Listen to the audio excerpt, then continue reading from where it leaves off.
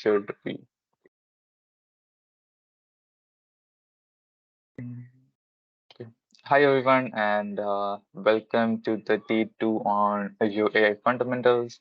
I hope you enjoyed the yesterday's session where we went through the fundamentals, and today we'll go more into it, and it will be fundamentals itself, but we'll go more into the computer visions as the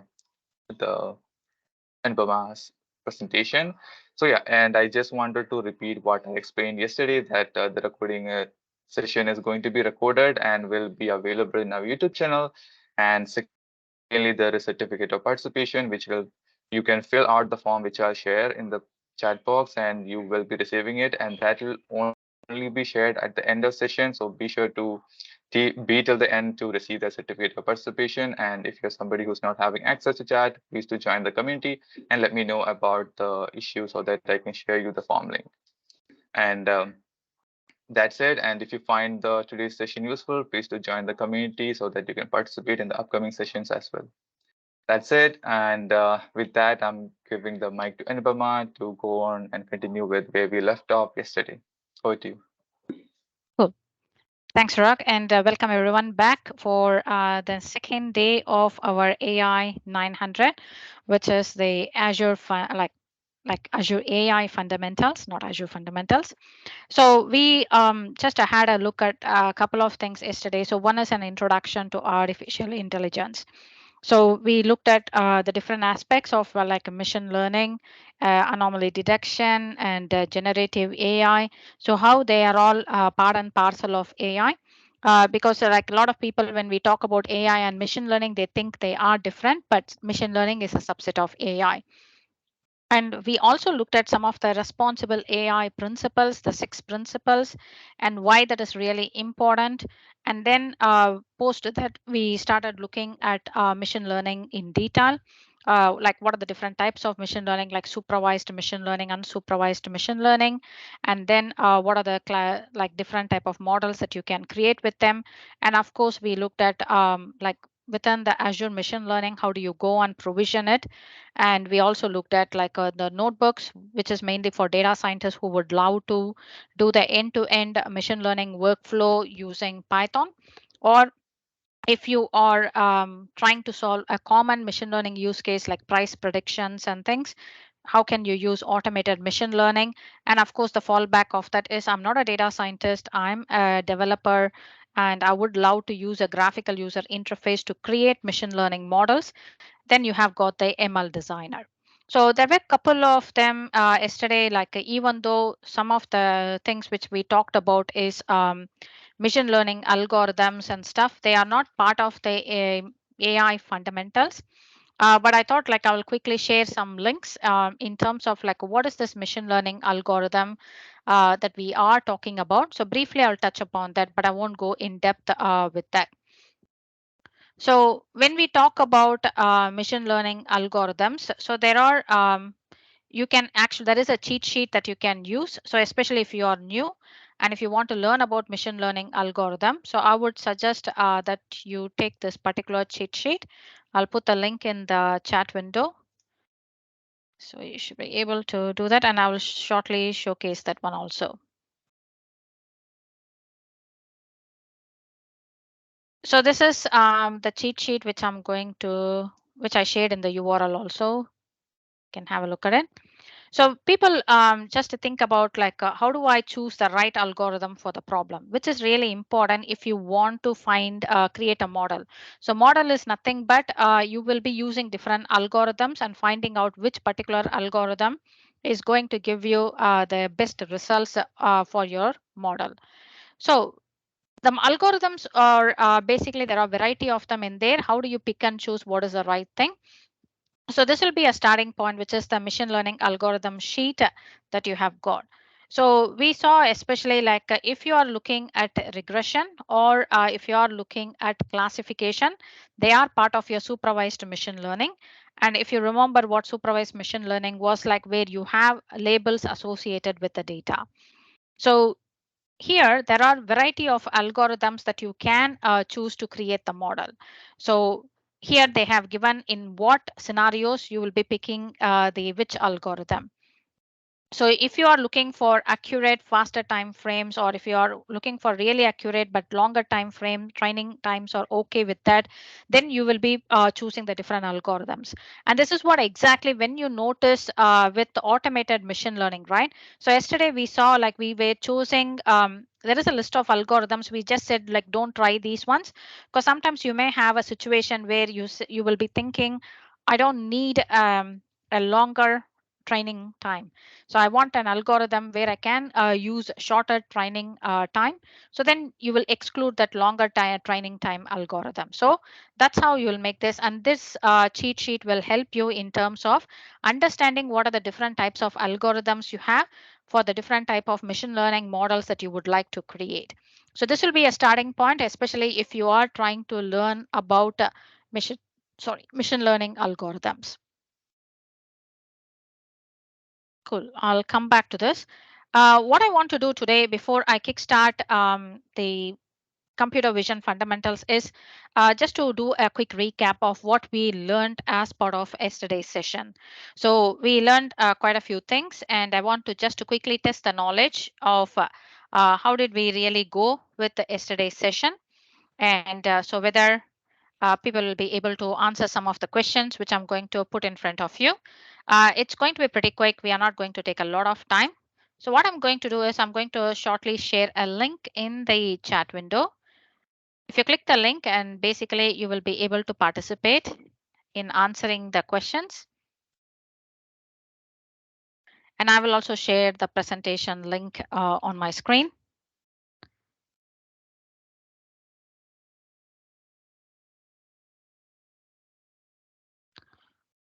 Cool. So the first question I have got here is, which responsible AI principle is concerned with making users aware of the limitations of an AI based system? Is that transparency, fairness, inclusiveness, or accountability? So this is making the users aware of the limitations of the AI based system. So how did they arrive about this particular solution? So what is that AI responsible AI principle is concerned with making users aware of the limitations of the AI based system.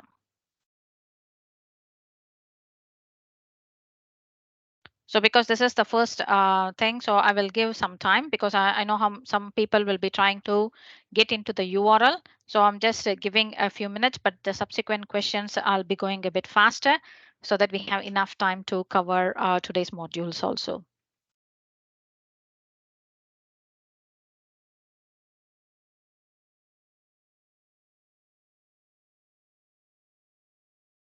Cool. Let us look at the answer. So the correct answer is transparency. So because here transparency will showcase in terms of like how you arrived. So explaining your model to showcase like how you arrived at that conclusion. So how your model is working, what is the criteria the model is taking to get into that conclusion. So the responsible AI principle in making the users aware of the limitations of the AI based system is your transparency. Okay, so the next question. Which two guiding principles are part of Microsoft's responsible AI approach? We saw 6 principles, right? Out of these 5, 2 are those principles. Is it simplified identity governance, reliability and safety, or seamless user experiences, secure adaptive access, or inclusiveness? So, what are those two guiding principles that are part of the responsible AI approach?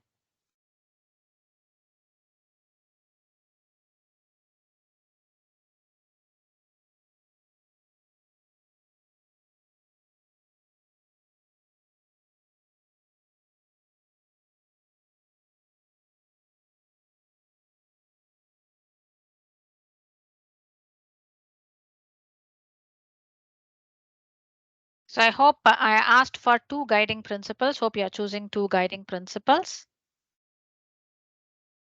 Okay, so the correct answer is reliability and safety and inclusiveness. So out of the five things that are displayed here, reliability and safety and inclusiveness, they are part of the responsible AI principle. So make sure that when you are preparing for the exam, you need to be thorough about those six responsible AI principles I was covering yesterday, because you should know clearly what those six responsible AI principles are, especially if you're planning to take up the AI 900 certification. Which of these two scenarios does the accountability responsible AI principle apply to? Treating people fairly, following a governance framework, operating as expected, meeting ethical standards, keeping personal details private. So this is for accountability responsible AI principle. So when we say accountability, like what are those scenarios that are listed here that are covered as part of the accountability?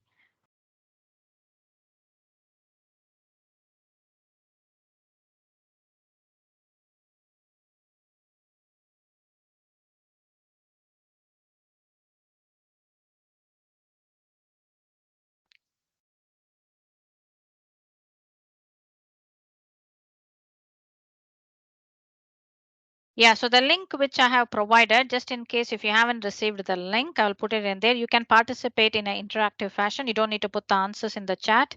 So if you click on that link, you should be able to participate in the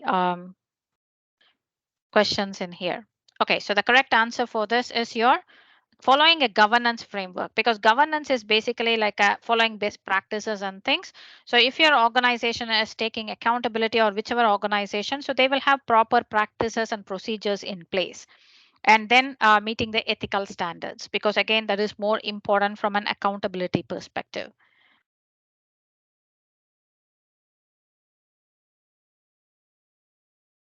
Which two data inputs can be processed by natural language processing workloads? An audio stream, an animated GIF file, a BMP file, a static PNG file, or a text document? So this is for natural language processing. I think we may cover a little bit in today's session, but it is just to test your knowledge, like what did you understand about natural language processing?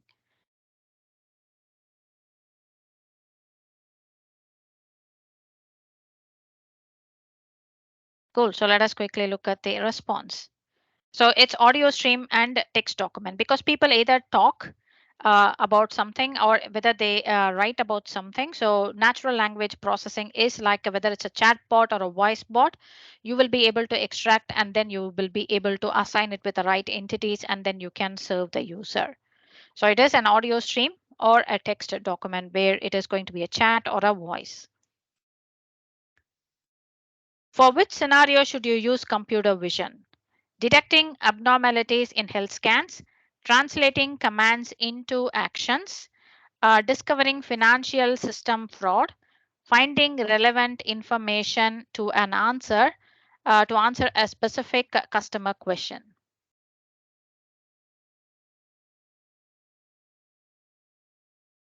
So for which you will be using computer vision.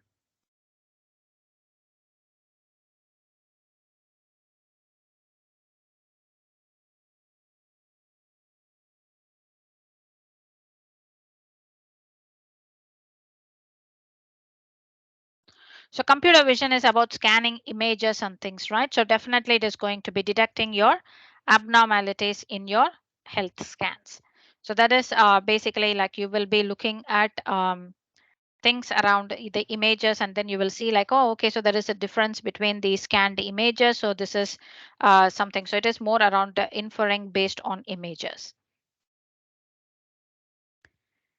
A HR AI system screens job candidates without taking into account of personal factors such as age, gender, ethnicity, or physical abilities. What do you call that? Like accountability? Is it being fairness, or uh, transparency, or inclusiveness? Because they haven't taken into account of the personal factors. So which means which AI responsible AI principle they are not meeting.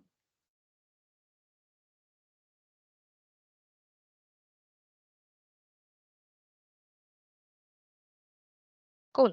Majority of you are hitting fairness, which is the correct answer. So because they haven't applied the fairness part, right? So basically, like, so they haven't applied for looked for age or gender, which means like it is going to be biased, and that's what you don't want. It needs to be like fair for everyone. Which scenario is an example for natural language processing AI workload? Detecting whether people in online posted images or celebrities, predicting whether a customer would buy certain items based on their purchase history, using graphics and menus to improve user experience within an e-commerce website chatbot, analyzing customers' feedback on an e-commerce website to determine whether it is positive or negative. So this is where you will be using language processing, natural language processing in the AI workload.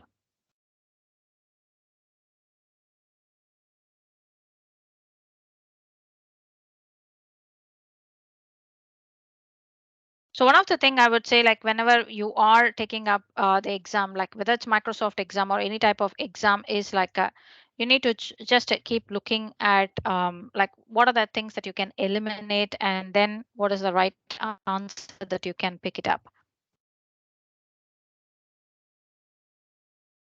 So one of the thing that is clearly here is like a natural language processing. It's not about improving your graphics or menus, but definitely it is all about looking at the customer feedback of an e-commerce website and looking at the text, because normally when you launch a product or anything, people ask for feedback, right? And the feedback can be positive or the feedback can be negative, or it can be a neutral feedback. So that's where you will be using natural language processing. So what is the people thinking about our product? What is the sentiment is all about? And in this examples, what they have given, if it was a chatbot for improving customer experience, that's fine, but not about the graphics and menu. So because we are not using natural language processing to look at where do I put the images and so on. Which of the following scenarios is an example of the knowledge mining workload?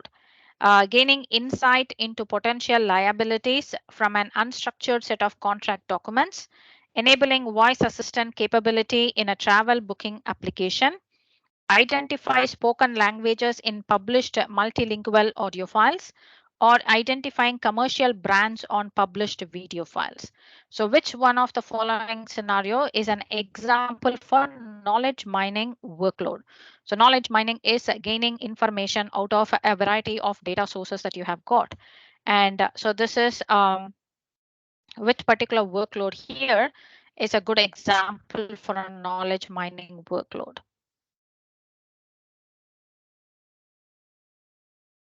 Cool. That's a correct answer.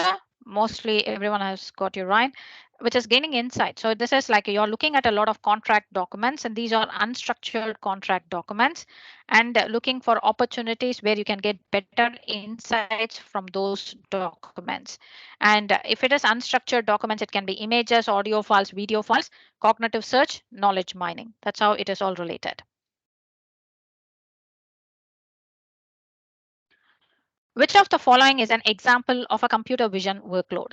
Classifying crops on the images taken by a drone's camera, transcribing speech in real time in a call center telephony, identifying unexpected anomalies in a credit card transactions log, or translating text in real time from Korean to English.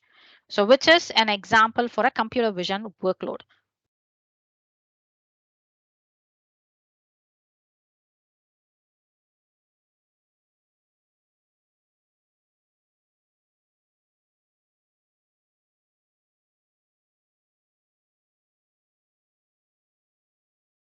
So all these examples we looked at in the context of AI because they're all examples of what AI can offer.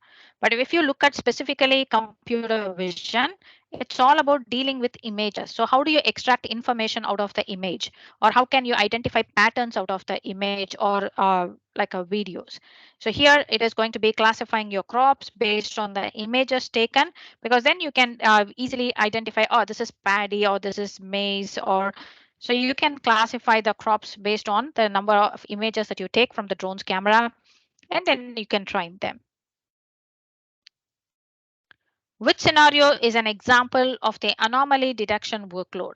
Extracting invoice details from a scanned document, identifying the face of a user to grant access to a server room, converting content of an ebook into an audiobook, identifying irregularities in time series data of a temperature sensor's telemetry. So this is for anomaly detection in, so how do you identify anomalies in a workload? So which is a good example that is listed in here. So identifying a face is part of your face recognition, whereas here looking for abnormalities is looking for irregularities in the time series data. So that's what we are looking at, because all of a sudden you have a proper temperature coming in, suddenly you have seen a lot of zeros. There is no 0 degrees, there is no temperature. So you may go and look at, is it really 0 degrees, because the temperature was around 30 degrees in the last hour or so, all of a sudden did it drop to zero. So that's identifying anomalies in data. According to which AI principle of the responsible AI should AI solutions empower everyone and engage people? So you should be including all the type of people as part of your AI solution. Is that inclusiveness, accountability, transparency, or fairness?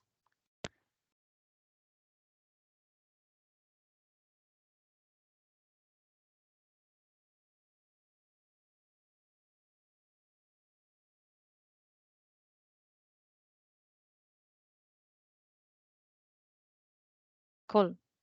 The correct answer is inclusiveness. That's right.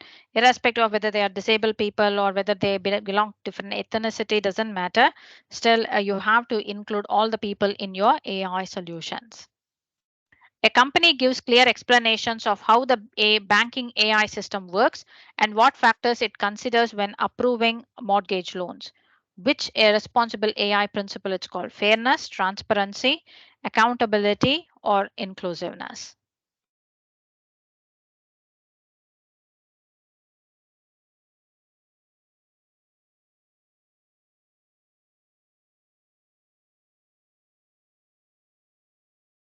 Cool. The correct answer is transparency, because they've been transparent around how their model works, what factors it is taking into consideration to approve mortgage loans. So, which is means their AI model is transparent to their customers. Which of the responsible AI principles are concerned with the mitigation of bias in the machine learning model? Fairness, inclusiveness, transparency, accountability.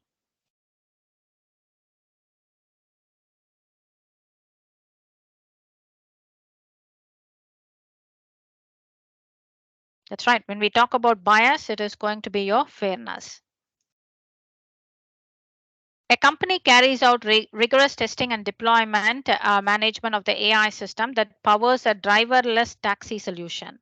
So, which responsible AI principle it meets? Reliability and safety, transparency, accountability, or inclusiveness?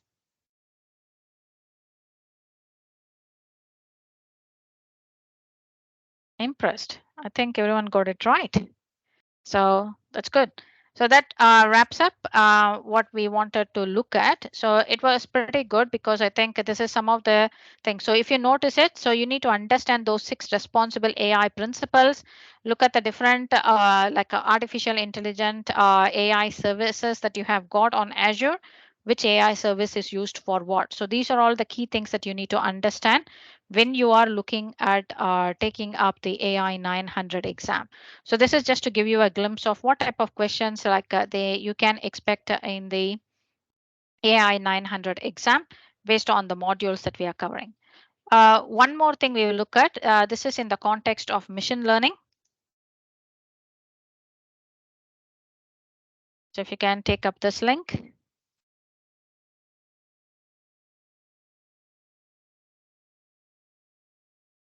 So this will be questions related to machine learning that we will be looking at. Okay, first one. Identifying groups of streaming service users who have similar preferences is an example of which type of machine learning? Classification, clustering, or regression. So this is identifying groups of streaming service users. So you are putting them into groups. So what do you call them? So do you call that classification, clustering, or regression?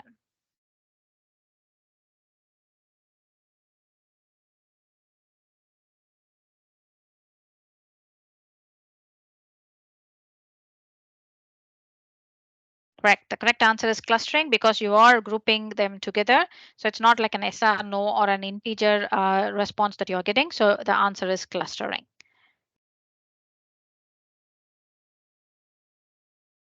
So if you haven't got the link,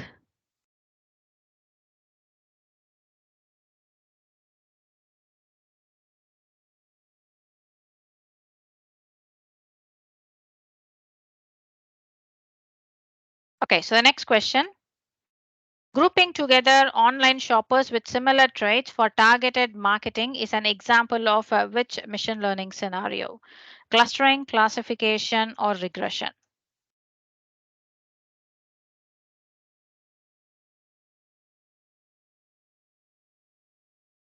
So again, this is also grouping, right?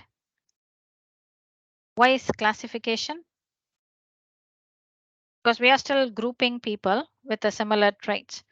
So this is also clustering. So don't think like like they will be they won't be asking the same thing again and again. Read the question properly. Which two data sets should you use to build and tune a machine learning model? Sorry, it's a model.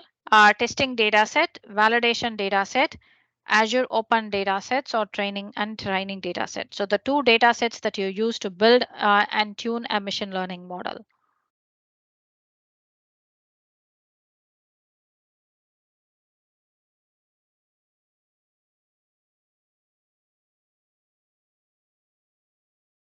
That's right. The correct answer is training data set and testing data set. So normally the ratio people go for is 70% of the data they will take it for training purposes. The remaining 30% of whatever data is there, they will use it for testing purposes when they do machine learning. You need to hold back a data set from model training so that it can be used to estimate a model's prediction error while tuning its hyperparameters. Is that testing data set, training data set, validation data set, or raw data?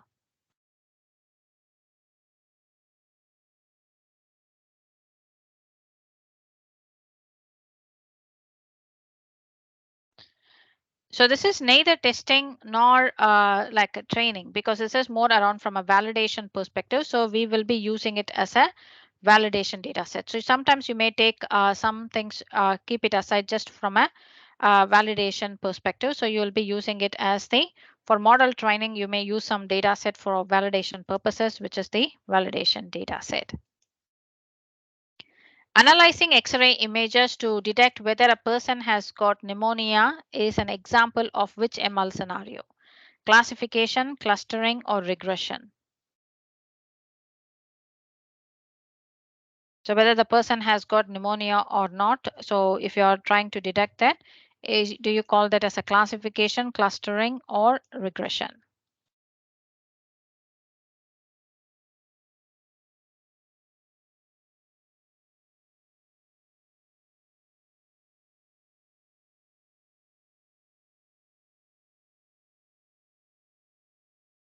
So the correct answer is classification. So classification is yes or no. So here a person has got pneumonia, true or false, yes or no.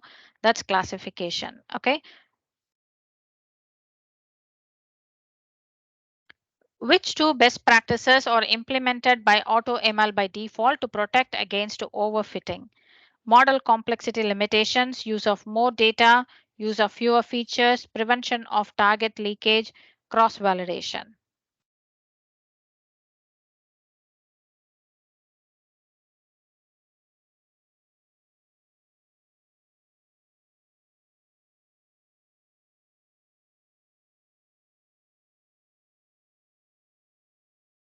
Cool. I think it's two things or model complexity limitations and cross validation. So these are implemented by default by AutoML to avoid overfitting, but it doesn't use more data than what you are providing, and it doesn't use less features, and also like it doesn't prevent of any target leakage or of information or anything. What should you configure in AutoML settings to ensure it follows the transparency principle of responsible AI? Set the validation type to auto, enable the explain best model option, set the primary metric to accuracy, select random forest in the blocked algorithm list. So out of which one particular setting that you will be doing to enable the transparency principle of responsible AI.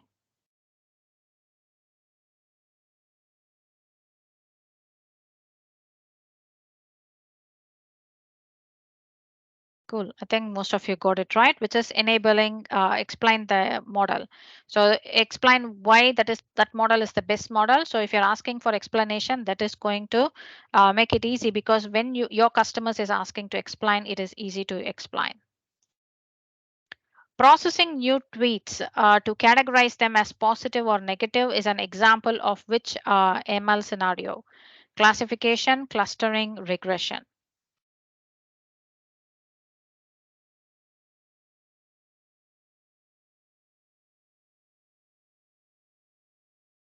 Great. So that's a good example for classification. Which two data sources are supported in Azure Automated Machine Learning? Azure Cosmos DB, tabular dataset, file dataset, Azure Cache for Redis, and Azure Database for MySQL.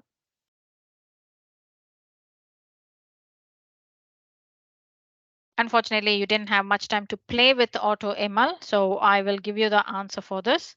It is tabular dataset and file because we were taking files, right? So pretty much we'll be putting that in the blob. So if you have a tabular dataset or a file dataset, then pretty much you can use it as part of your automated machine learning.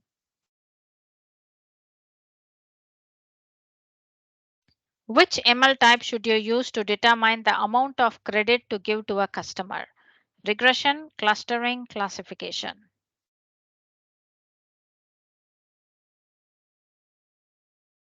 So this is an amount of credit to give to your customer.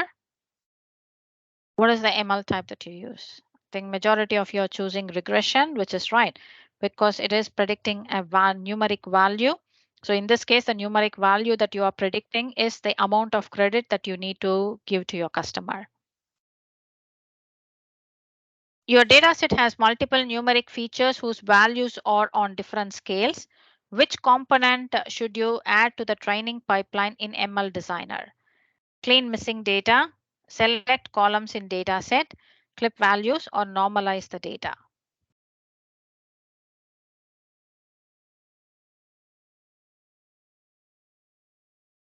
So here data is not missing. So here the values are on different scales. So what you need to do, so maybe one in centimeter, one in meters. So how do you just bring that together so that you can use it, because if they are in centimeters and meters, it's going to be hard, right? So what you do in this scenario is you normalize the data. So either you bring everything into centimeters or you bring everything into meters. Which machine learning type should you use to predict ice cream sales based on the weather forecast?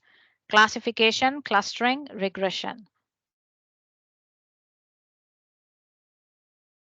So this is basically finding out the total number of ice creams that you can sell during based on the weather forecast, and you call this machine learning type as the regression type. That's right. Which ML type should you use to determine if a social media post has positive or negative sentiment? Classification, clustering, regression.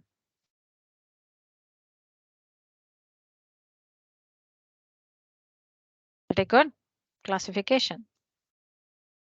Identifying the type of fruit in an image is an example of which type of ML?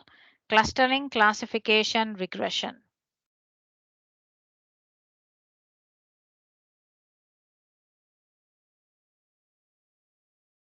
It's classification, apple or orange or banana. So that is classification. Forecasting stock market index values based on a macroeconomic changes is an example of which machine learning scenario? It's good. So it's regression because you are predicting a integer value. Which ML type should you use to approve or reject a customer's application for credit? Regression, clustering, classification.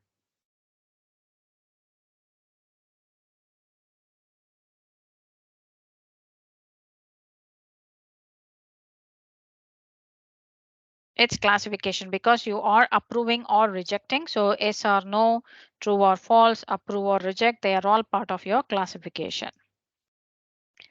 Predicting online sales volume for the next financial quarter is an example of which ML scenario?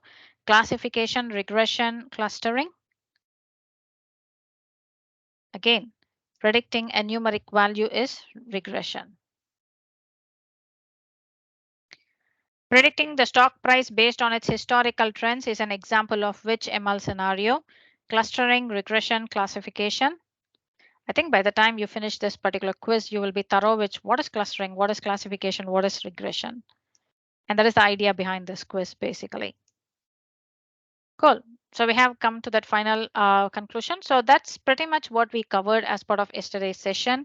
So if you are getting thorough in these type of topics, then probably you should be good in terms of preparing for your certification exam. Okay, so let us get into exploring the fundamentals of computer vision. So we are going to talk about two things in today's session: computer vision and natural language processing.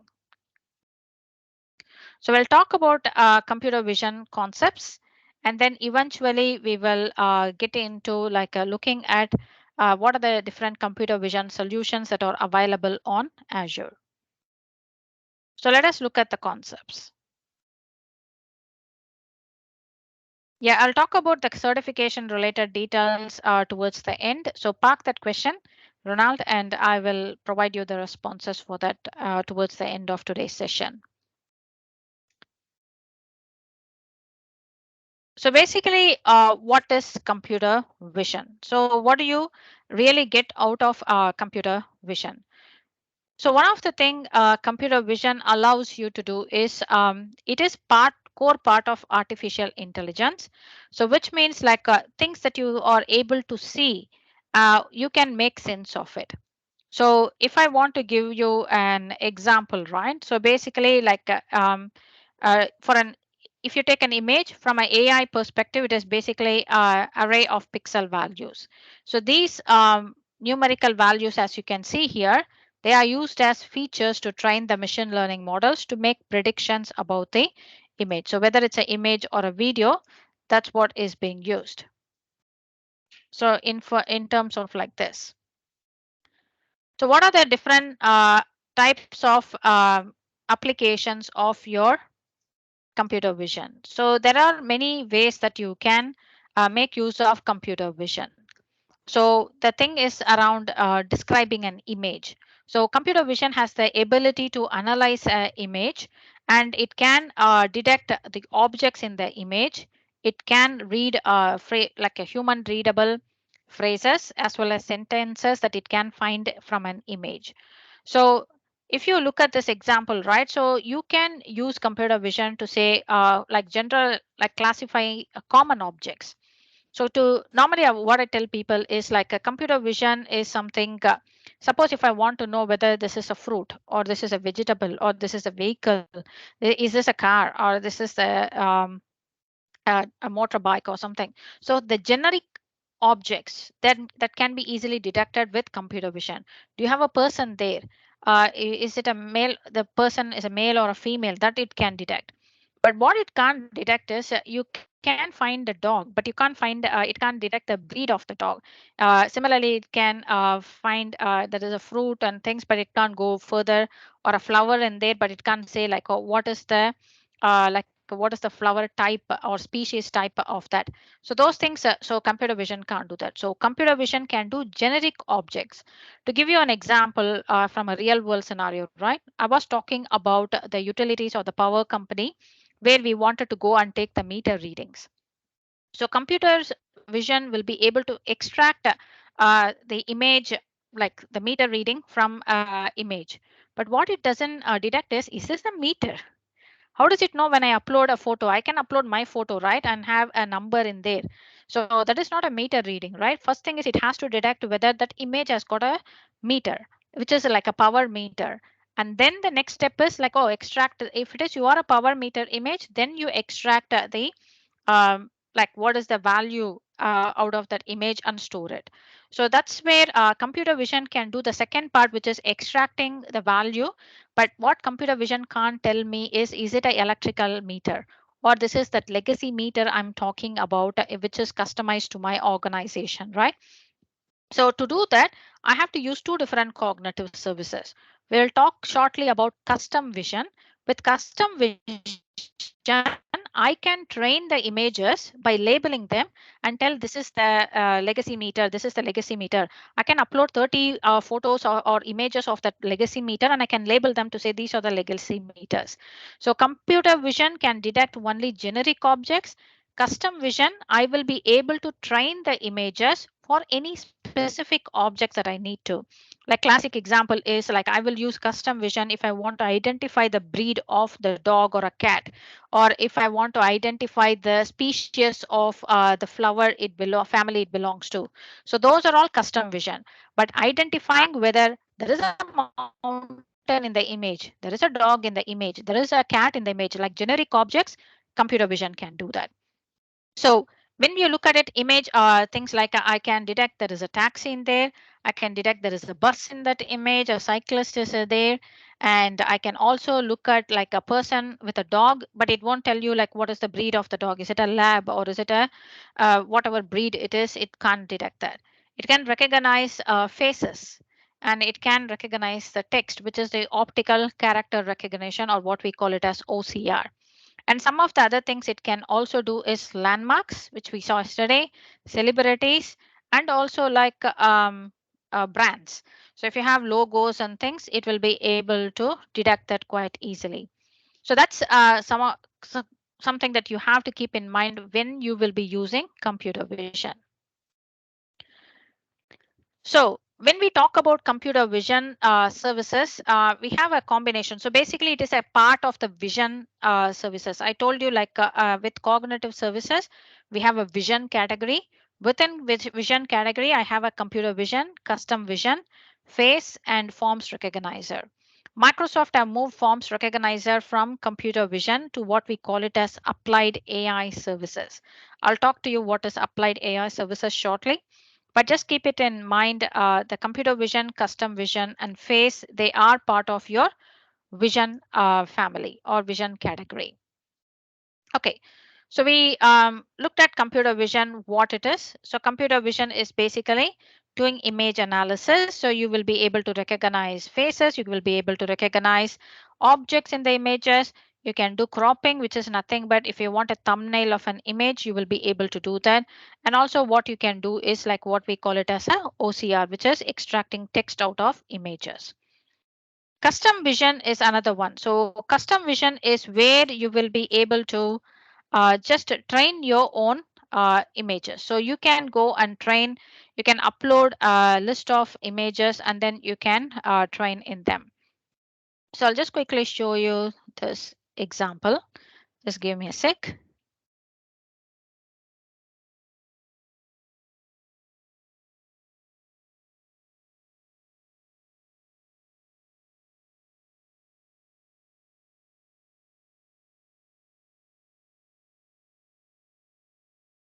So this is customvision.ai. Just use this.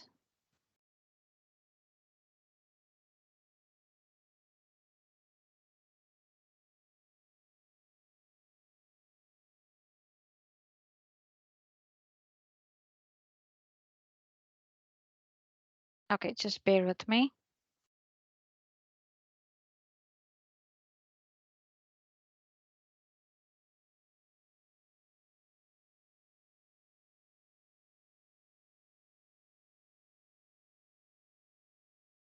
So this will be pretty cool if I were able to showcase it to you. That's why I'm just giving you a demo.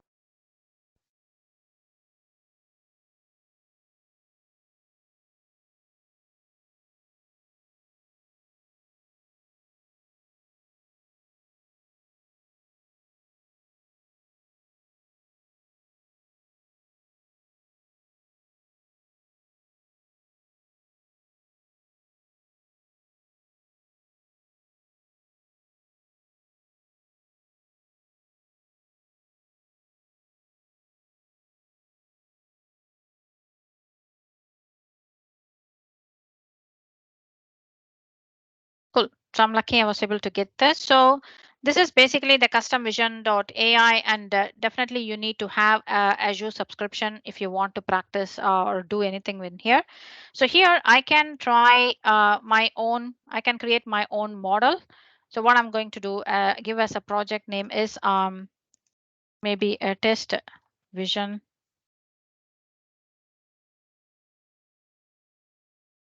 project.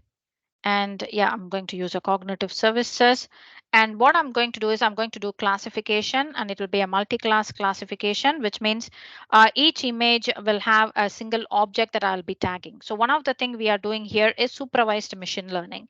So what did we learn in supervised machine learning is you will be labeling, right? So that's what exactly we are going to do. Cool. And I'm going to just name this as a general domain. So I'm going to go and create this project. And basically what it asks me to do is like, okay, can you just upload your images? Because one of the way for me to train is I need to just upload a set of images, and then I can use it for my training exercise. So here what I'm going to do is I have a list of animal images.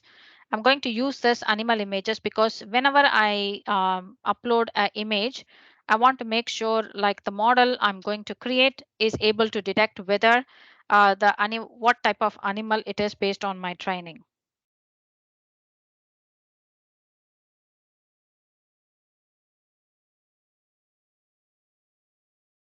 Okay, so let us look at adding some images.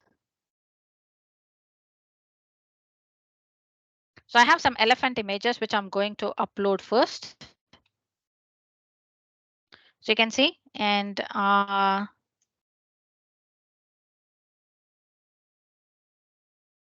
cool. So now I haven't, normally I can add a tag as part of doing it. So I haven't tagged anything. So now what I need to do is I need to just add a tag. So it's my bad. I should have done that as part of adding the images itself. So what I can do is I can select all, tag it now, and I will say elephant, and then save and close. So now all my images are tagged, and these are my elephant images. I have 17 images of an elephant. So now what I'm going to do is next I'm going to add images, and this time I'll add giraffe. So I'll have a collection of giraffe, and this is what you will be doing for breeds or species or something. So here I'm going to tag it as giraffe. Cool, that's done. And then I'm going to just add images, and then I'm going to use lion because I have a whole heap of lion images.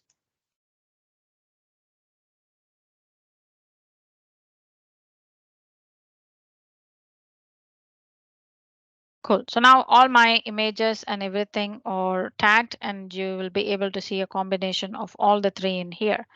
So well and good. So now I have got all these things, right? So the next thing I need to do is like once I have got all the images, I can go ahead and train this. Do a quick training so that I will be able to see a model getting created. So this is like basically like how you can create a model. So you can take your own images. So I told you that meter example, right? So we had all our meter, different images of our meter. So we were able to get that, and we created a training model. We trained that images to create a model. And based on that model, every time when we upload it, basically it will be able to just identify whether that particular image has got my meter or not. And that was pretty good for me to identify. So let this train. And in the meantime, I'll come back once it is trained here. So face recognition is another part, which is like we have the face API. And basically like a computer vision can recognize faces, but there are much more features other than just recognizing the faces, which is basically done with the face API. So you will be able to recognize a lot of things with face API. than what you will get with the computer vision. So one caveat I need to say is currently I think in US they have stopped using the blocked this because of it is there is a bit of breaching some of the terms and conditions. So that is something you need to validate, especially if you are going to build an application for US uh, customers based using face recognition API. Just check that before you go ahead and use it. So when do you use face detection? So sometimes like security. So when you are building like now you have ID cards or something, or you scan through your ID card, instead like we can scan a person's face and we'll say like, wow, whether this person is are eligible to access this building. And you can now see it in a lot of smartphones, right? So you can unlock applications using your face ID rather than you typing your pin number or anything. From a security perspective, we use face recognition a lot. Social media is another thing. So now with the help of face recognition, you can automatically tag people. If you say LinkedIn, use LinkedIn and Facebook, you can automatically see if it recognizes the person, then it automatically tags them. Intelligent monitoring is another one. So where like if you have an system that monitors the driver's face, whether the driver is looking at the road or looking at a mobile device, or it can also show the signs of whether the driver is tired or not, you'll be able to find that.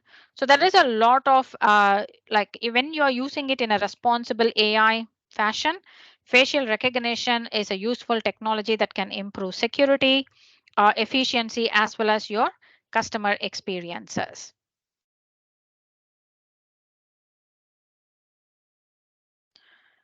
So computer vision service, if you look at it, these are pre-trained computer vision model. You are not doing any training with for computer vision. Custom vision, yes, you will be training using the mechanism where we uploaded the images and we were training, right? But for computer vision, you don't do any training. So the training is all done and completely done with the help of Microsoft. Okay, I'll come back to this one because the model has been trained. So if you look at it, mainly Microsoft have trained these models, and computer vision face these models, what we call it as a pre-built AI model. So you are not building the AI model. The models are pre-built. You are basically using those AI models. So here it can automatically give a caption for an image. It can apply the tags like what are the objects it can find within the image, and also the ratings it can provide whether it is an adult photograph or not, whether it has got adult content or not. So you will be able to get those things. So if you have any images and if you want to perform image analysis, then basically you can do that with the help of computer vision.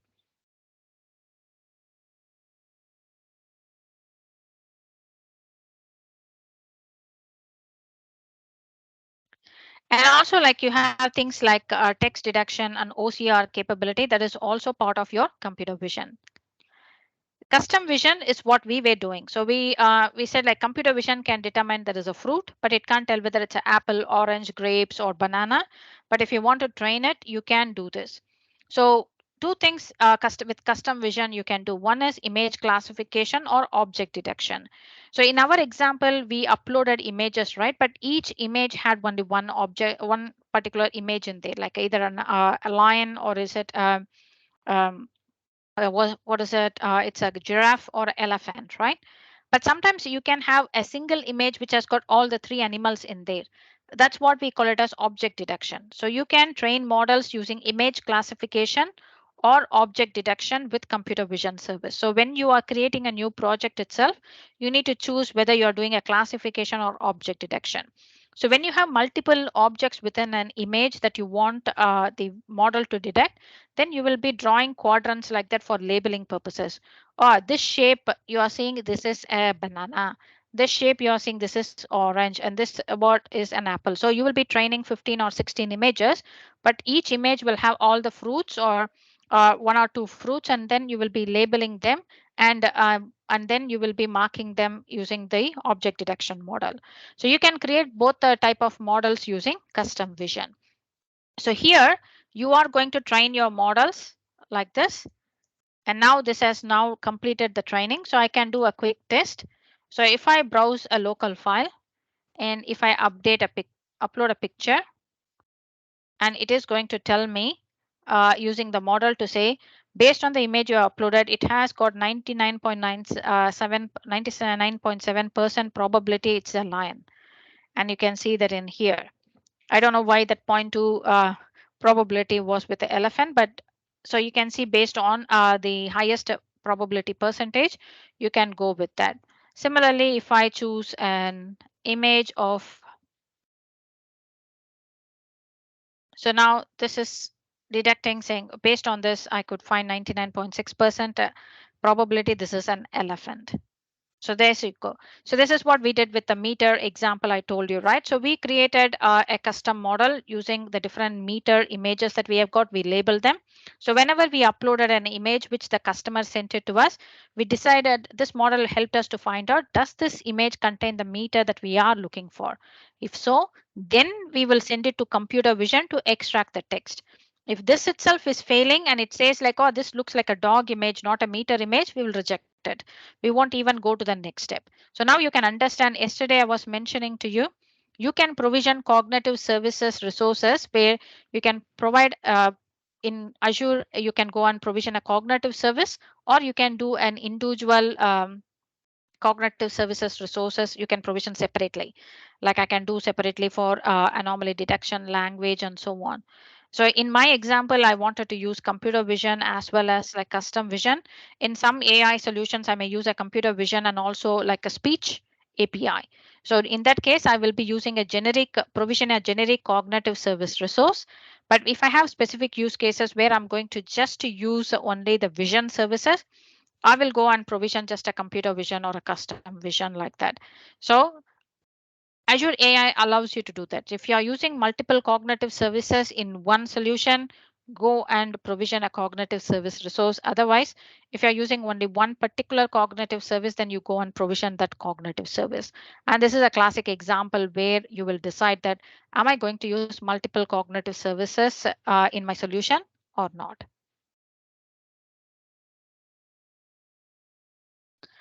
So you can also use Face API, which is part of the Vision service.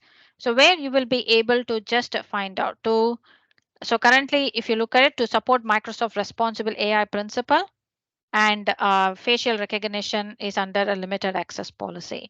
Is there a minimum number of images used to train a model to get a better probability? I would say yes, 15 per label type. So you have to have at least minimum of 15 per, but the more you have, the more probability and accuracy you are going to get.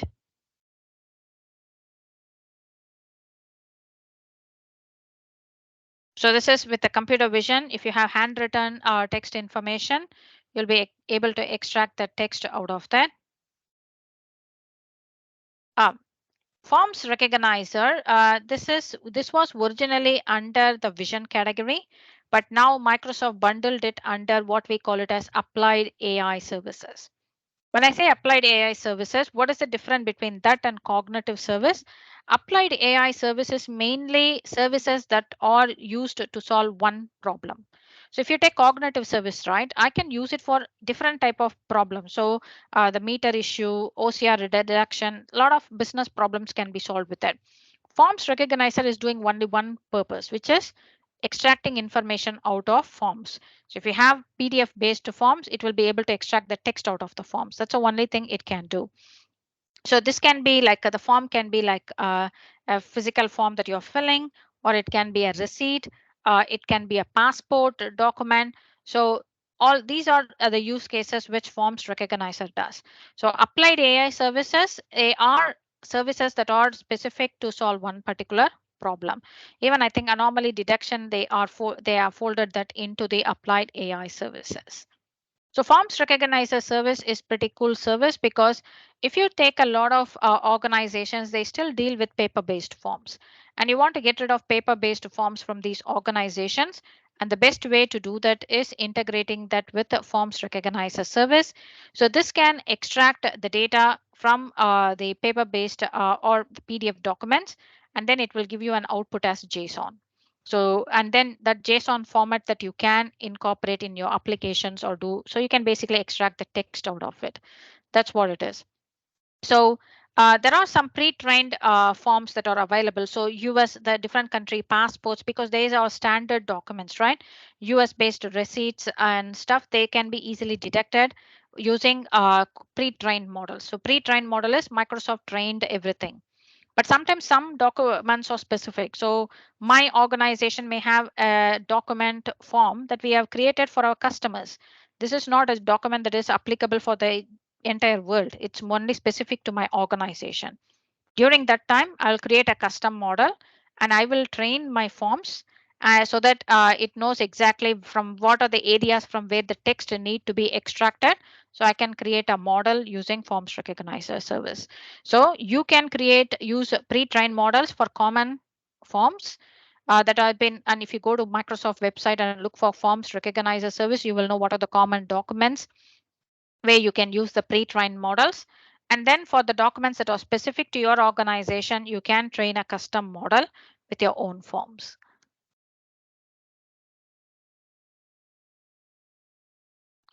Cool. Maybe you can try answering this question. You plan to you build an application that compares faces for similarity and identifies individuals. Which service would you use? Computer vision, face, or custom vision? You can put your answers in the chat.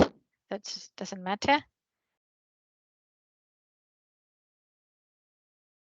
Okay, I'll go through the answers anyhow.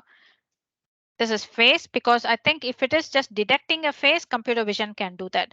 But if you're asking for compare the face, identify the similarities or the facial expressions and things, then you have to use face API. So computer vision can recognize only the face. There is a face in the image, but it can't do beyond that. You want to use custom vision and language service, and you want the developers to require only one key and the endpoint to access all your services. What kind of resource should you create in Azure? Cognitive services, language, or custom vision? So here they are saying my application requires both custom vision and language service, and I want only one key and endpoint, which means you have to provision only one resource, which is the cognitive resource services resource that gives you access to both the vision API and language APIs. Sorry. You want to extract information and perform semantic recognition on the extracted fields. What service would you use? Computer vision, optical character recognition, or forms recognizer?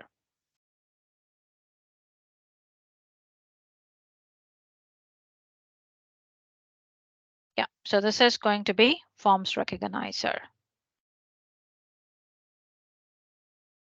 Cool. So let me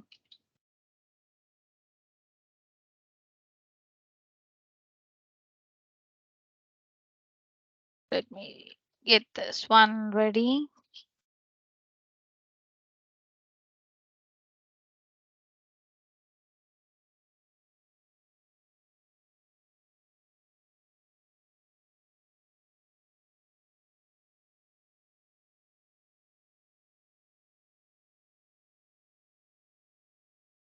Cool. So basically, these are the items that we checked as part of the computer vision module. The next module we are going to look at is around natural language processing. So let me quickly pull this out and bring the natural language processing module.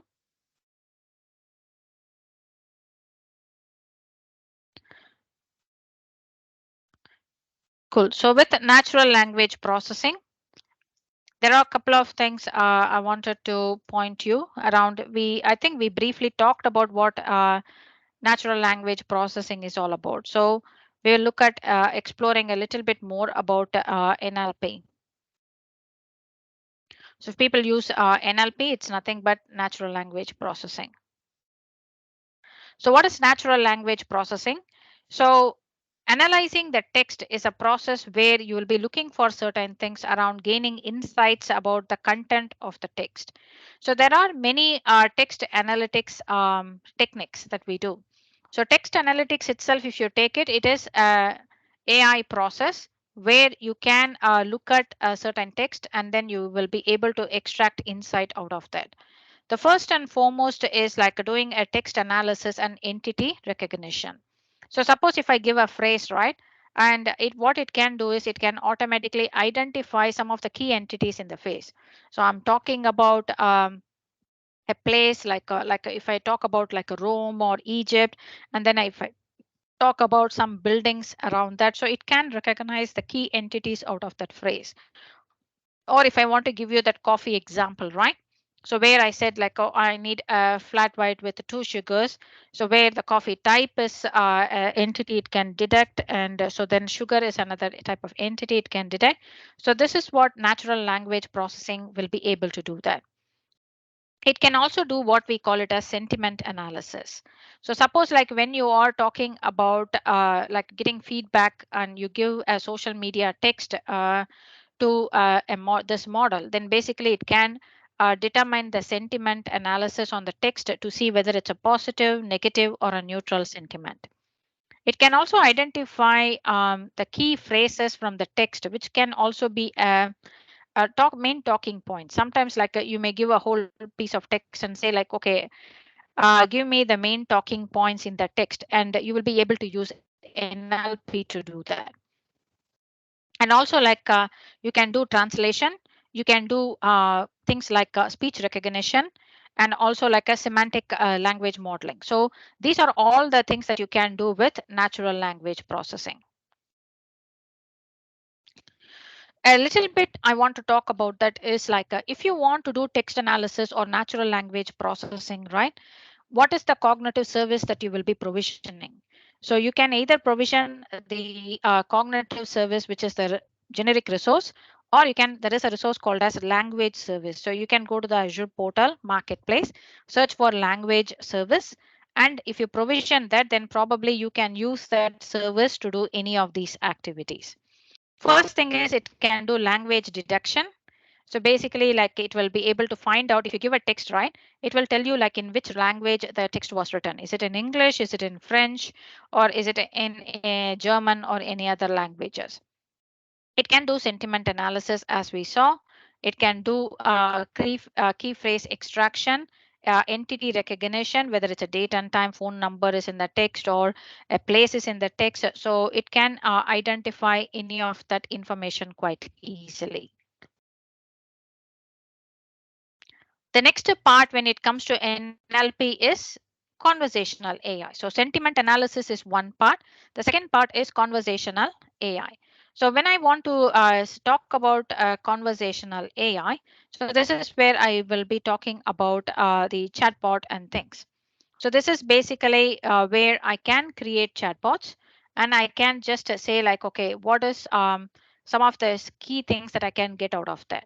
So a simple example, as I told you, like I will give that one line sentence which says, how I'm going to order the coffee and what is the type of coffee I require. So everything will be in that one sentence, and automatically, like through natural language processing, I can identify those entities and I can link them accordingly. So conversational AI, as I said, in bots, which is basically bots, conversational AI is NLP plays an important role.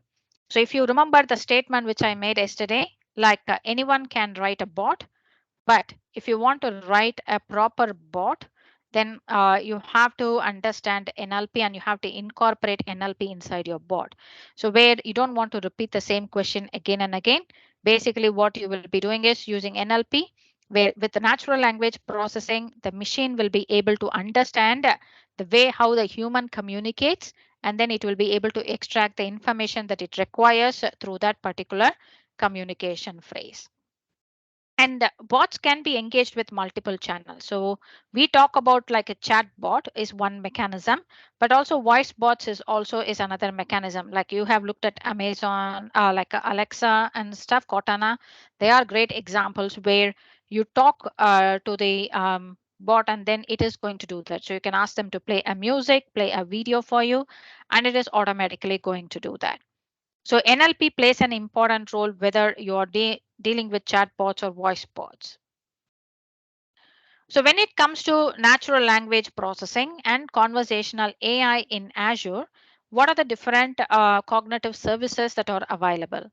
First one is the language service. So if I want to do language detection. So suppose someone is sending me an email, I should be able to find out in and categorize the emails based on, because if you are a multilingual organization where people can respond, send you emails in different languages, if you want to segregate them, or if you are getting feedback on your product and you want to segregate them based on the language, you can use the language API for that.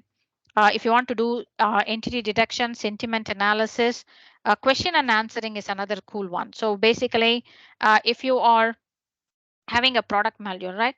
So a classic example I really like about is with question and answering. A lot of you have got FAQs on website, right? So whether we are having a web participating in some sort of conference or any type of, even if it is like a public government website or something, public sector website, everyone has got FAQs. And main idea is like, oh, if you have any frequently asked questions, go and look here.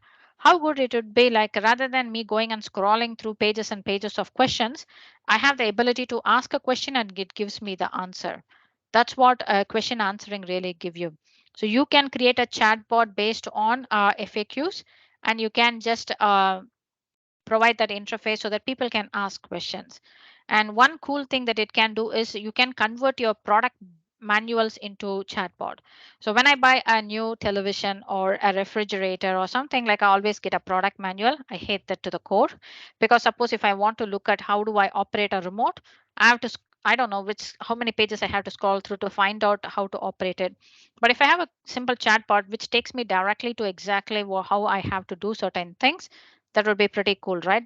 Those are the things that those use cases you can achieve using the language API.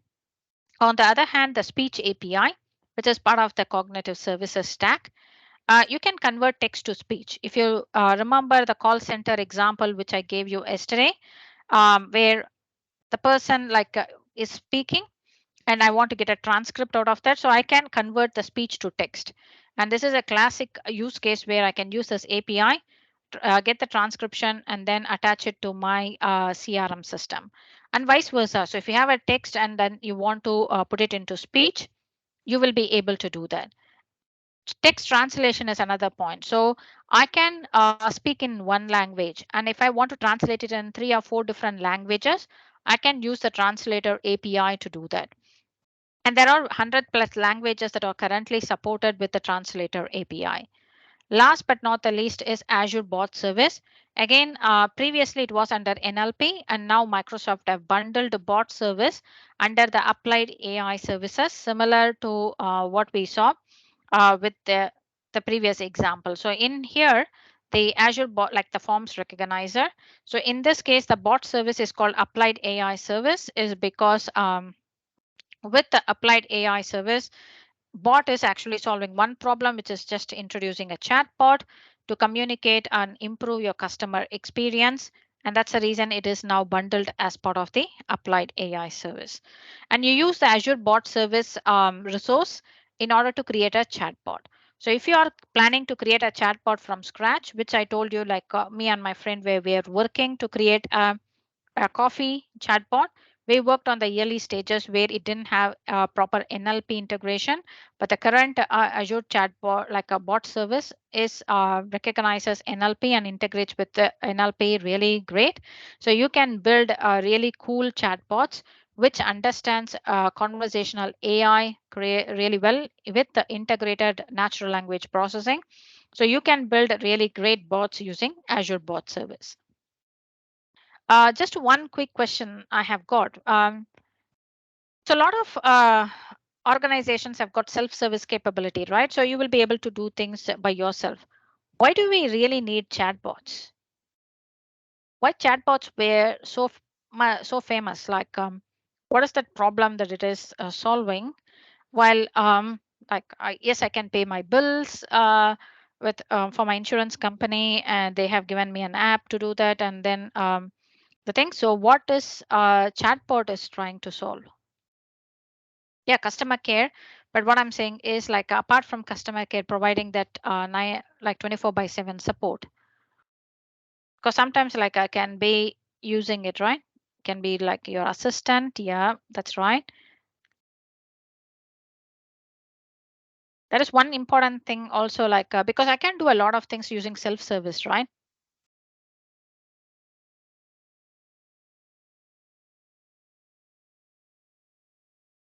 Less manpower needed.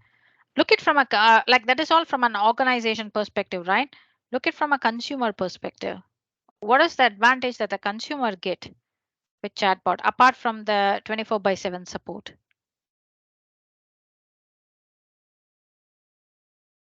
Cool.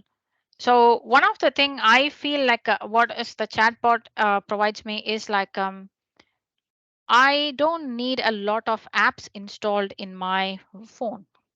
So if I have a chatbot, but what I really need is a messenger, right? So I need some sort of a chat interface. So currently I have an application I have got for insurance, a company bank, and I have got a separate app for my power company. I have a separate app for everything.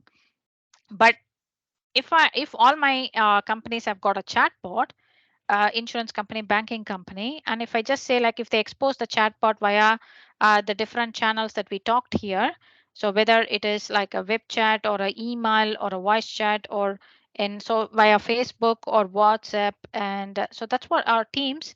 That's what I need. I need just one interface, right? I need to have one chat app, and I will be adding all the chat like other chatbots as a contact in there. Then I can communicate them with a single interface rather than installing separate app for every single thing. So that's another consumer use case where it is really useful for having a chatbot. So if you want to build natural language solutions in Azure, so basically like you can analyze things that you can do with that is analyzing the text. So if you give a phrase like this, it can automatically detect what is the predominant language in the text, which is English. The sentiment is positive. The key phrases is it's a wonderful vacation, and the key entities that it can find out is the France. And with speech recognition and synthesis, basically you can do speech to text, text to speech with the help of the speech service.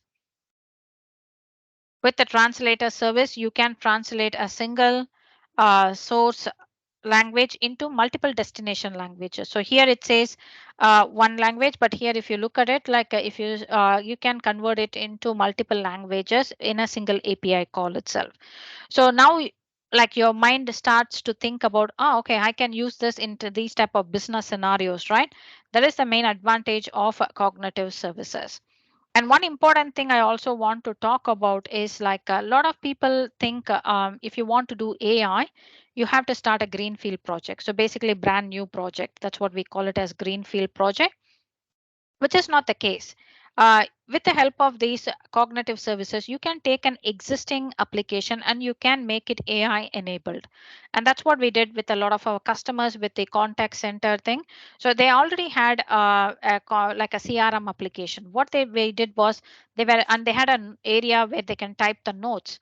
Rather than manually typing the notes, we introduced the speech to text recognition service, and we extracted the text and we inserted it into the notes in an automated fashion. So we didn't rebuild anything from scratch. It's an existing application. We took a part of the business process and we automated it using AI. And that's the key thing is you don't need a greenfield application to implement AI in organizations.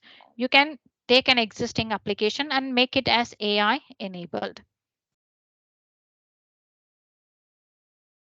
So this is conversational understanding, and this is what exactly I talked about. Like you have the Alexa, then you have got the Philips Hue things, like where you can say switch my light on, it will turn on the lights, and then it can also extract the things. Oh, the entity here is light, and this is what exactly I told you with the coffee example, right? If I want to order a coffee, the sentence I'll be saying is I need a regular flat white with 2 sugars. So it knows the regular is my size and the flat white is the coffee type, and then I need sugar and the quantity is 2. So with NLP, it will integrating NLP with your conversational language understanding or your chatbots. That is going to make the difference in here. So we talked about question answering. thing. So where you can convert like a FAQs or product manuals into much more, where you will be able to just convert them into a chatbot and you will be able to use them. And these are some of the capabilities that you will be getting as part of the cognitive services stack. And last but not the least is the Azure bot service. So you can use the Azure bot service basically in order to create new chatbots, and you will be able to expose the bots to multiple channels. So I don't need to have Facebook, or I don't need to have like a Teams. I can have any messenger app as long as your whichever company is creating a chatbot. If they are exposing the chatbot in different channels, then anyone can will be able to just utilize the chatbot and they will be able to respond to that.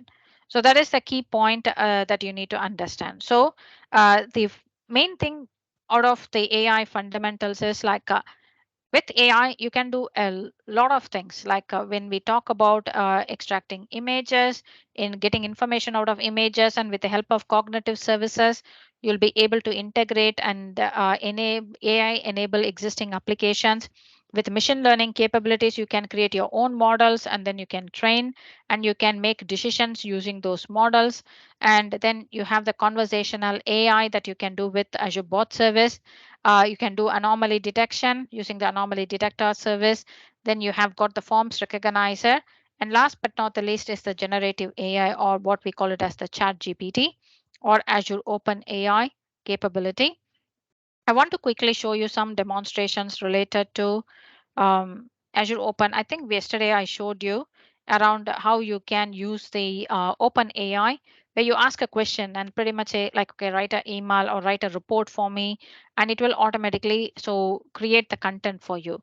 So with Open AI, you have the ability to create new content, as well as like you can make it to complete a code for you. And with DALI, it will be able to generate images for you. So let me quickly check whether I got that interface available.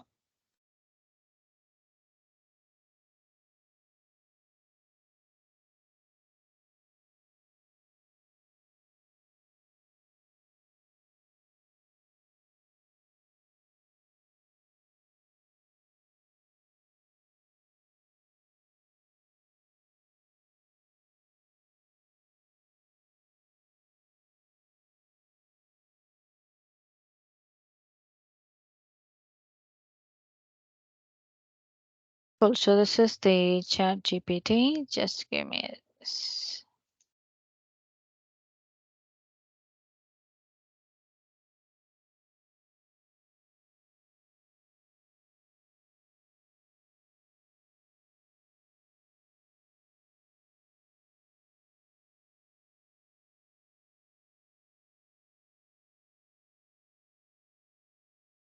Cool. So let us do some cool example, right? So let me quickly jump onto my Azure portal. So I want to show you some generative AI examples.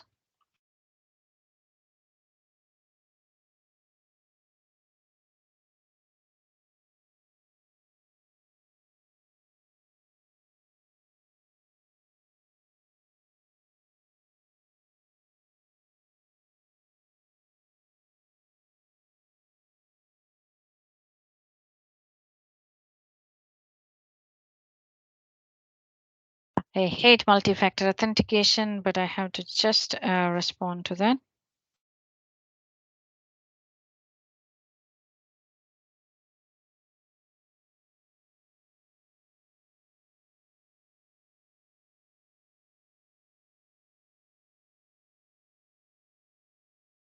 Cool. So this is my Azure portal. So what I'm going to do is I'm going to provision an open AI service. So I go here.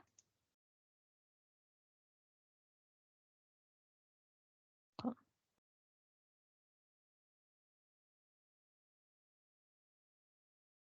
So this is my Azure Open AI.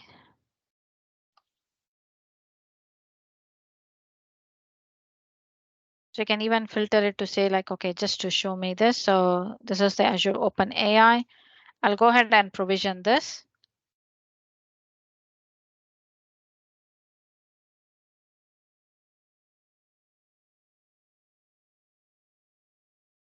Okay, so if you look at it, I can't choose Australia East because OpenAI is not available in all the regions. So I'll go for East US. So OpenAI, and then I'll go and use a standard tire. Cool. So I'm going to provision this OpenAI resource. So this is part of the generative AI where we saw some examples like Chat GPT, right? So this is in the context of how the open AI large language models are incorporated within Azure.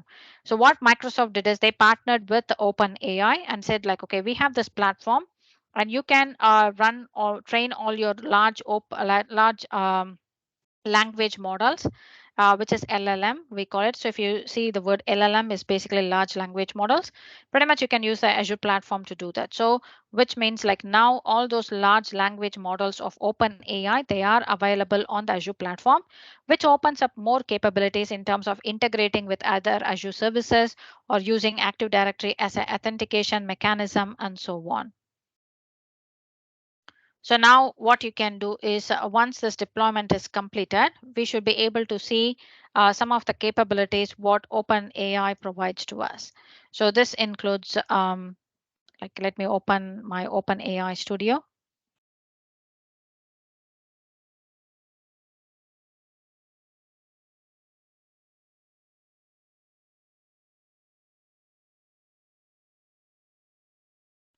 So first thing I have to do here is like one of the thing that you can do here is what we call it as DALI. So DALI is like you can come up with any weird thing and you can just it will automatically generate an image for you. For instance, I want to just say like I want an image where astronaut driving a car. It is not searching for any images. It is actually creating an image based on whatever you're asking. So let me go and say that. And now this is going to tell, so astronaut driving a car, that's crazy, right? So I can ask for any crazy things like this, and it is going to generate the image on the fly for me. So this is not something it is searching for an existing image. So this is basically it do that. Oh, okay, so maybe I don't have the right information here. So let me try that again.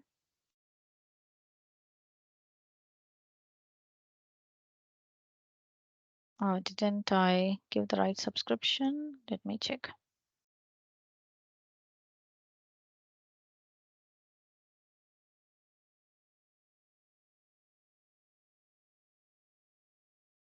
Yeah, cool. It's coming through. So as you can see here, it generated this image on the fly for me. So it's not an image that it took, it is actually creating the image on the fly. So I can say like maybe trainer teaching AI class.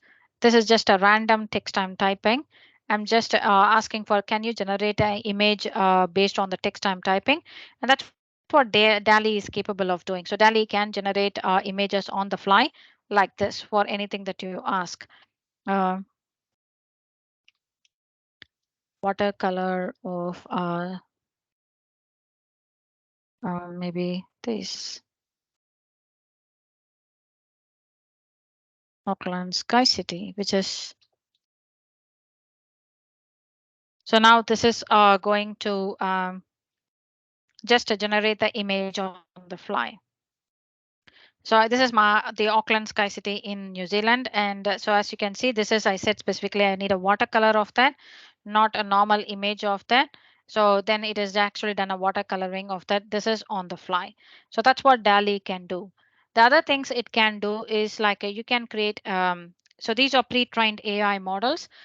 These are open AI models.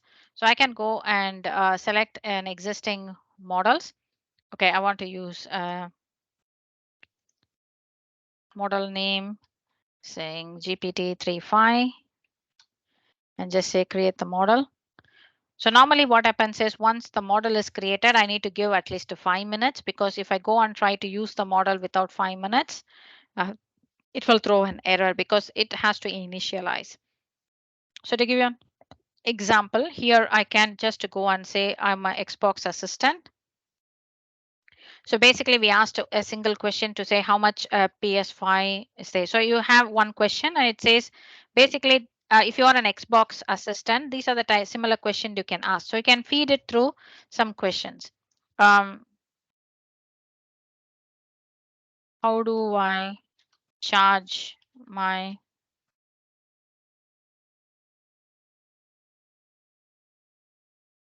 Xbox console?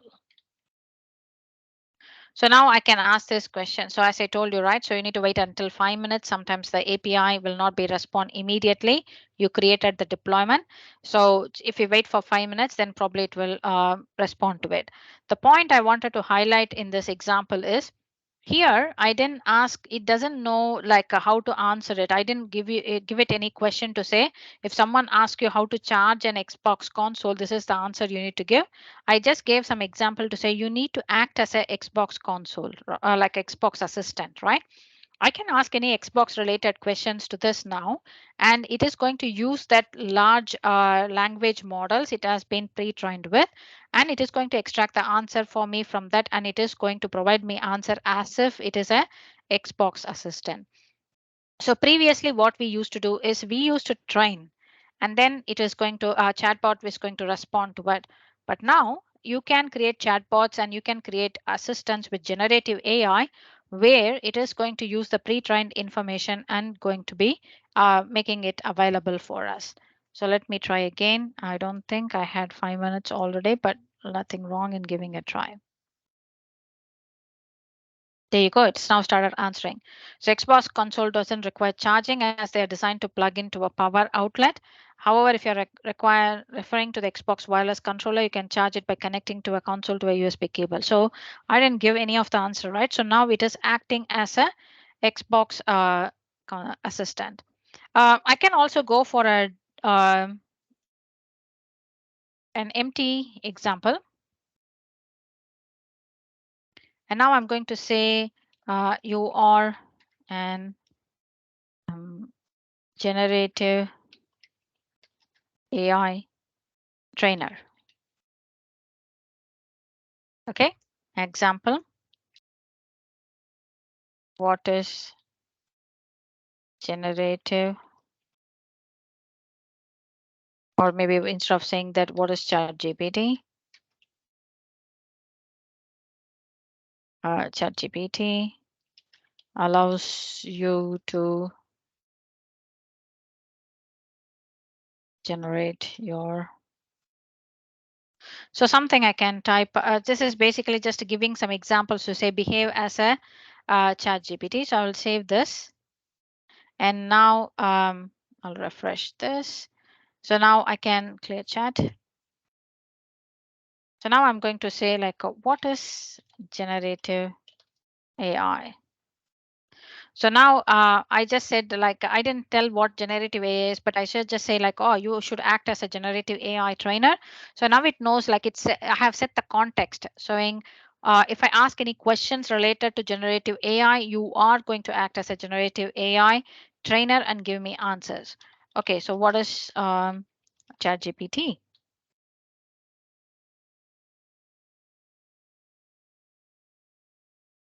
There you go. So it will start providing me answers. So as you can see, now you can mold and things. You need to just give some examples, set the context for your assistant. So now you can create your own assistant in whatever way you want. And I didn't write a single line of code to do this, right? That is the magic of generative AI. And watch this space. This is in the early stages, and a lot of companies already started thinking about how do you infuse this in their products. And this is going to take AI to the next level. So I thought like just I will introduce you to generative AI as part of this session too. Cool. So that's pretty much what I really wanted to cover as part of the modules. I have got a couple more questions that I wanted to just quickly walk you through, like the exercises that we did around the topics that we discussed today. And then based on the time what we have got, I will also talk about a little bit about the certification, or maybe I'll talk about the certification modules. And if we have rest of the time, then we will talk about like maybe we'll do a few more questions. Main thing about certifications, I think of people asked like, okay, what do I do with the AI certification? And how many questions people will be asking. So what I'll do is I'll give you a URL that will give you uh, things around how answers for all your questions basically. So just to give me a sec.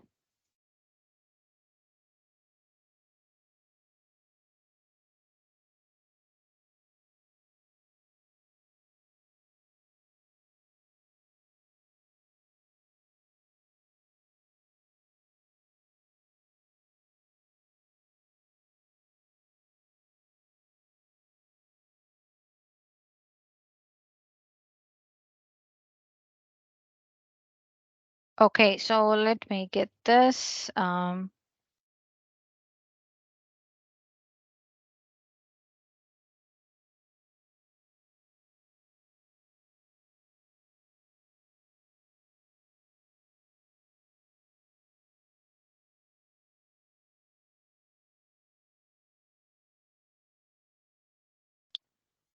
For some reason, my browsers are taking a bit of time. Just bear with me for a sec.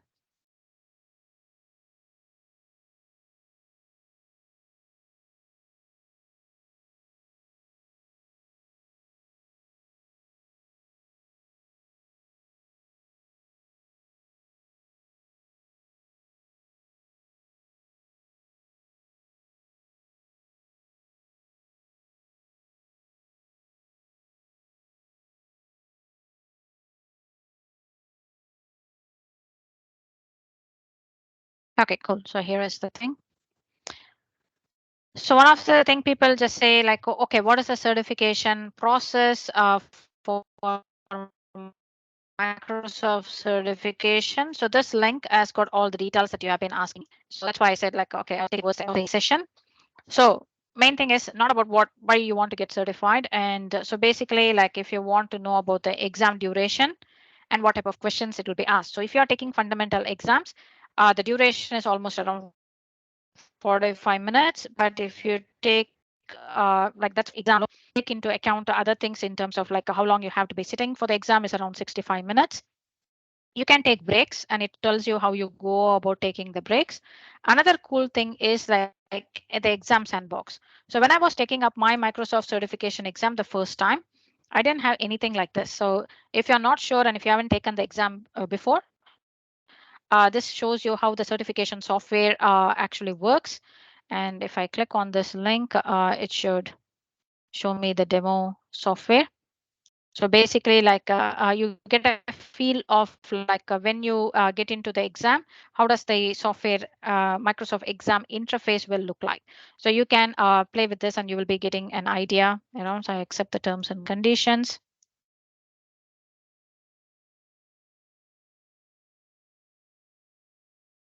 So this is basically how it will start. So this is just a sandbox, not the exact replica of all the questions here. The questions will be sample questions, but it gives you a feel of what type of questions will be asked and how the exam software will look like. These are the different type of questions that you can expect.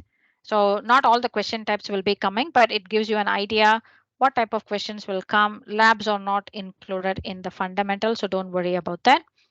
And if you are preparing for AI 900 certification, there are some practice assessment questions. So if you go there, this particular link, you'll be able to take up the assessment test. So there are will be around sample example questions that are available so that you can take some practice exam questions for before you go for the actual exam itself. So this is going to tell you like if you score more than 85% by taking these assessment exams, then probably you are good in order to saying you are looking good and you can go and take up the certification, real certification exam. So for all the Azure exams, there are assessment questions that are available and these practice assessments are free for you to take.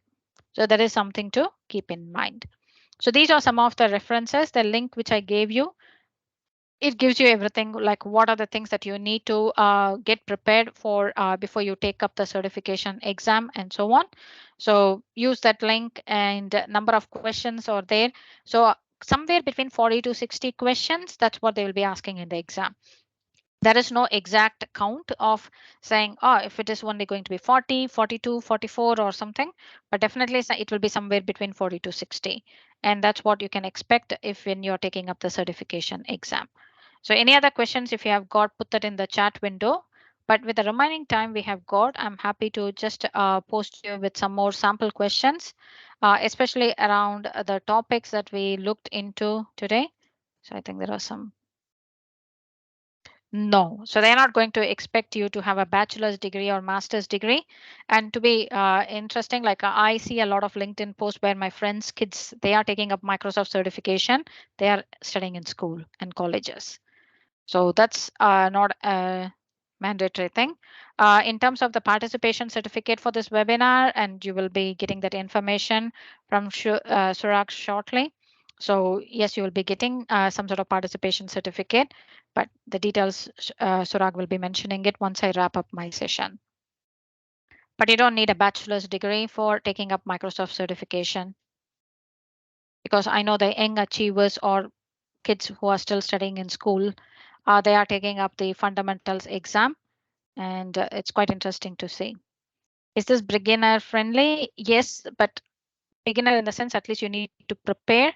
So you need to know about Azure. So yesterday Surag mentioned about having Azure fundamental certification, and then having the next level, go to the next level. So there are few fundamental certification itself: Azure AI, data fundamentals, and so on. And then probably the subsequent, then depending on which way you want to go, you have data path, AI path, application developer path, DevOps path, solutions architecture path. So there are different paths that are available, and there are certifications related to that.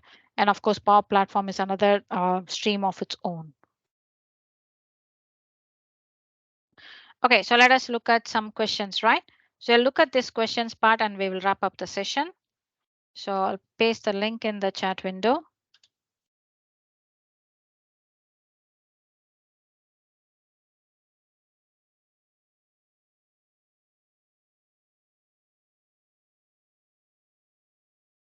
So you need to generate a readable description of an entire image captured by a drone. What do you use? Custom vision service, forms recognizer service, speech service, or computer vision service?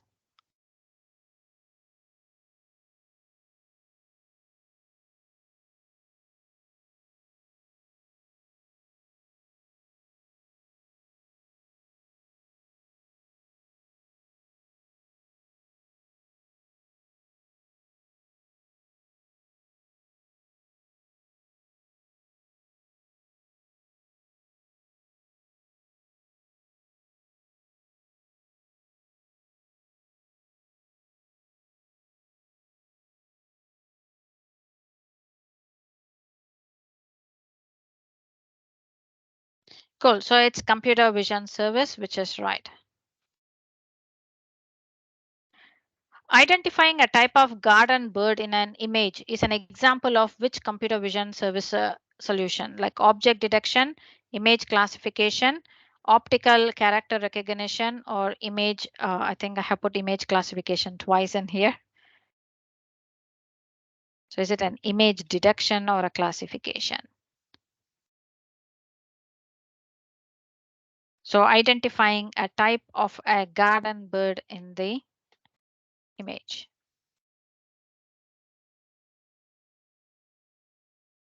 Okay, so whichever you choose is right. Image classification, this image classification or this image classification doesn't really matter. Which two project types can you choose in the custom vision service? Classification, K means clustering, semantic segmentation, facial recognition, object detection. So when I provision custom vision service, I said like there are two things you can do. What are those two things?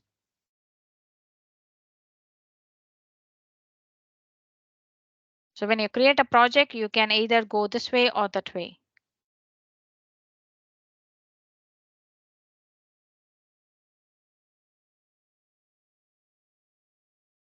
It is classification and object detection. That's right. Not facial recognition. This is the custom vision service. Okay. Which two Azure cognitive services can be used to analyze faces within an image? Computer vision, face, text analytics for health, forms recognizer, personalizer. So this is for analyzing faces. So you can either detect a face and so which two services basically you can do things with faces. That's right. It's computer vision and your face API. For which two of these requirements should you use object detection? Identifying named individuals, identifying individual objects, identifying the location of the visual features, or detecting the color scheme. So this is basically when do you use the object detection for? So what do you use the object detection for more than when?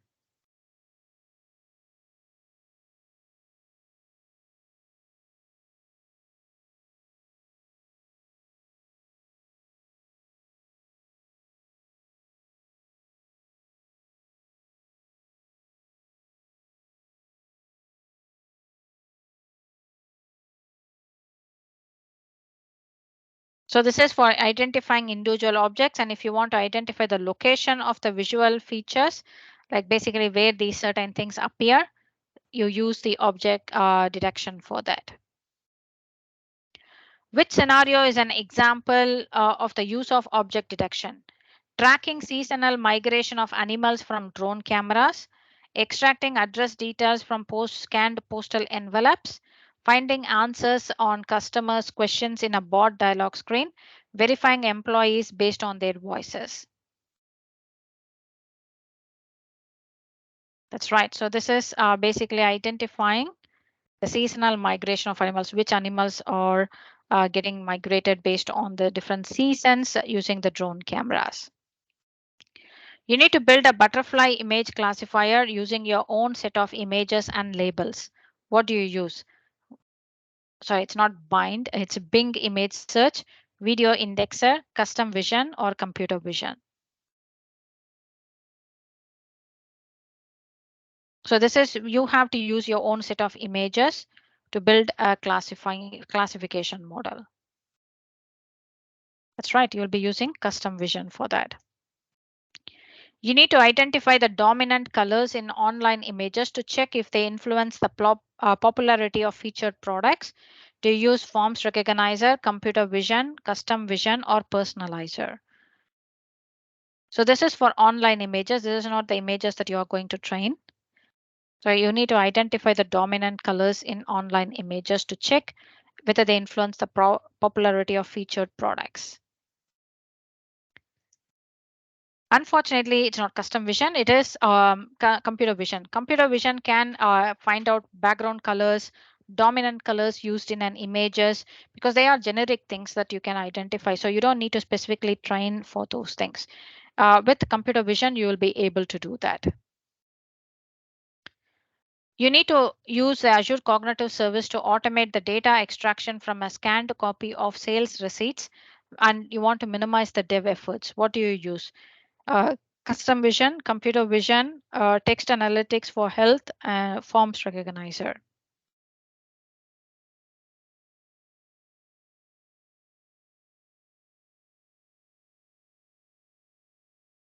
That's right. You'll use forms recognizer because these are sales receipts, and you will be able to use forms recognizer to extract the information out of that. Which two functionalities can be provided by custom vision service? Custom named entity recognition, smart cropped thumbnail generation, image classification, custom text classification, object detection. So this is what the functionality is provided by custom vision.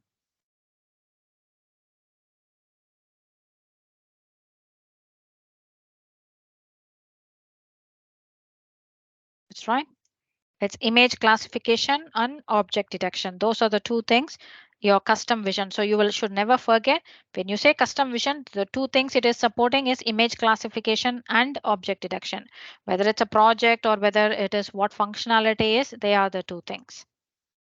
Which scenario is an example of the use of optical character recognition or OCR? Detecting abnormalities in a device telemetry, recognize speaker from audio recordings, extracting handwritten text from scanned copies of checks, detecting people and animals on a video feed of a security camera. So what is OCR? So in this thing, which scenario is a OCR scenario? OCR itself is optical character recognition, right?